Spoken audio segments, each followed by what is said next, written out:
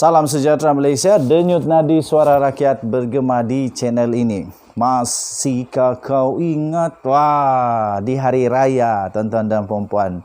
Pastinya ramai yang gembira. Baik, hari ini 2 Syawal rasanya, 2 Syawal, Aidilfitri yang mulia bagi seluruh rakyat Malaysia. Tuan-tuan dan puan-puan, denyut nadi suara rakyat bergema di channel ini. Datuk Seri Najib Tun Razak telah mengemukakan sebanyak 94 alasan mengapa beliau perlu dibebaskan. Tetapi tuan-tuan dan puan-puan, 307 alasan yang telah dikemukakan di Mahkamah Rayuan telah kalah. Adakah beliau akan menang pula dengan hanya 94 alasan? Tuan-tuan dan puan-puan, saya ingin membawa anda semua untuk throwback semula apa yang terjadi ketika SRC International punya kes di Mahkamah Rayuan telah dibacakan keputusannya oleh hakim-hakim yang arif lagi bijaksana. Baik, panel 3 hakim Mahkamah Rayuan pada ketika itu telah diwakili oleh Hakim Datuk Abdul Karim Abdul Jalil bersama dengan Hakim Datuk Has Zana Mehat dan Datuk Wazir Alam Haidin Merah. Dan mereka sebulat suara dengan 3 orang hakim ini telah sebulat suara mengatakan Datuk Seri Najib Razak memang bersalah. Dan antara yang telah dibacakan sebagai kenapa Datuk Seri Najib Tun Razak bersalah adalah ini. Panel Hakim Mahkamah Rayuan telah memutuskan bahawa Hakim Perbicaraan Mahkamah Tinggi iaitu Muhammad Nazlan betul apabila mendapati bahawa Datuk Seri Najib Tun Razak bersalah dengan pertuduhan pecah amanah terhadap Najib yang telah dibuktikan tanpa keraguan munasabah. Okey.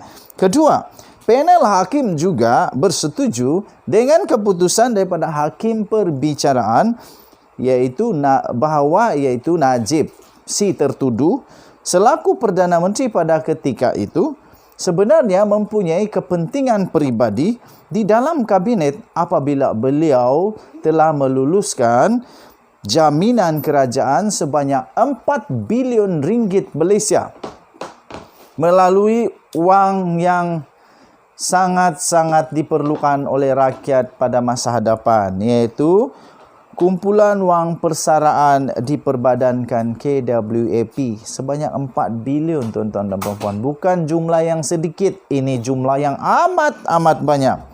Seterusnya, Hakim Mahkamah Rayuan itu juga memutuskan bahawa Najib mempunyai kuasa penuh.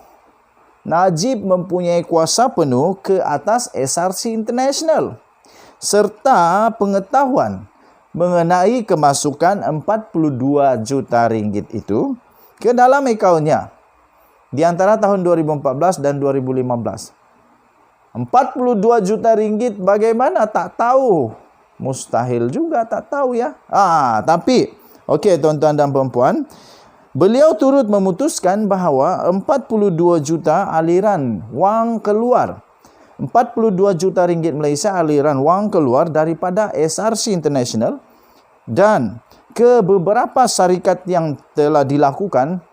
Menurut mahkamah itu ialah transaksi ini dibuat hanya untuk mengaburi dan supaya menyukarkan siasatan. Supaya cuba mengaburi, kata mahkamah, bagi menyukarkan pengesanan dan mengelak dikesan oleh pihak berkuasa. Pernah dulu nenek saya cakap, sepandai-pandai tupai melompat, akhirnya tetap makan dekat bawah jugalah. Tuan-tuan dan puan-puan yang dihormati, saya sebagai rakyat maharin negara Malaysia ingin menasihatkan kepada semua yang berstatus tinggi, berkuasa, jangan nanti terkena juga. Nanti dah kena baru kata tak tahu susah. Kan. Okey, tapi apapun kita tunggulah keputusan daripada mahkamah. Selagi Datuk Seri Najib Tun Razak masih belum habis harapan, selagi beliau belum lagi 100% bersalah. Tapi setakat ini memang dah 100 juta % salah sebab dah 2 mahkamah salah. Cuma ada harapan sedikit dengan Mahkamah Persekutuan punya rayuan. Kalau dia berjaya, okeylah. Tapi dengan 94 rayuan sahaja. Alasan sahaja. Mahkamah Rayuan 307 alasan kalah. Mahkamah Persekutuan 94 alasan tak tahu lagi. Kita tunggulah. Okey. Tuan-tuan dan puan-puan, mahkamah juga bersetuju dengan hakim perbicaraan bahawa terdapat penyelewengan jelas sebanyak 42 juta ringgit itu oleh Datuk Seri Najib Razak untuk kegunaan dirinya sendiri. Abdul Karim berkata dakwaan pembelaan kewujudan kewujudannya derma daripada Arab Saudi yang masuk ke dalam akaun Najib tidak boleh dipertahankan lagi. Sebab alasan dia, tidak ada sebab untuk wang itu masuk dulu ke SRC International. Kemudian barulah dikeluarkan dan masuk ke dalam akaun Datuk Seri Najib Razak kalau memang itu derma daripada Arab. Ayatnya begini, tidak ada sebab untuk wang itu terlebih dahulu didepositkan ke akaun SRC International yang merupakan entiti penuh, milik penuh Kementerian Kewangan jika memang ia sememangnya daripada derma Arab Saudi.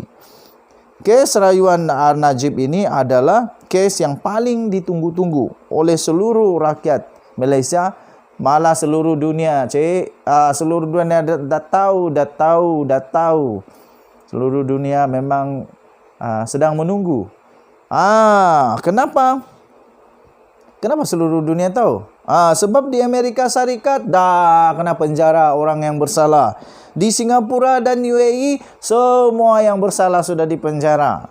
Sudah ramai yang dihukum bersalah berhubung skandal 1MDB dan sudah dipenjara pun. Okey. Dan SRC International adalah anak syarikat 1MDB pada asalnya sebelum dipindah ke Kementerian Kewangan. Tuan-tuan dan puan-puan yang dihormati sekalian, mereka sudah dijatuhi hukuman padan muka. Siapa suruh kamu mencuri wang negara Malaysia? Sudahlah bukan rakyat Malaysia. Lepas itu terlibat pula curi wang rakyat Malaysia. Padan muka lah. Padan muka yang di Amerika, yang di Singapura, yang di Arab. Padan muka. Kena penjara. Lain kali jangan main-main dengan wang negara Malaysia. Kami perlu wang itu untuk masa depan. Jangan curi. Okey. Tuan-tuan dan puan-puan, di Mahkamah Rayuan sebelum ini 307 alasan. Di Mahkamah Persekutuan hanya 94 alasan. Apa pendapat kamu? Adakah Datuk Seri Najib Tun Razak akan menang dengan 94 alasan atau tetap juga akan kalah kerana hanya 94 alasan, sedangkan selama ini 307 alasan tetap kalah? Denyut nadi suara rakyat bergema di channel ini. Aku rasa aku macam Korea lah sekarang. Korea Malaysia. Korea Malaysia. Tak payahlah. Okey, denyut nadi suara rakyat bergema di channel ini. Selamat menyambut Hari Raya Aidilfitri. Kita jumpa lagi. Bye-bye.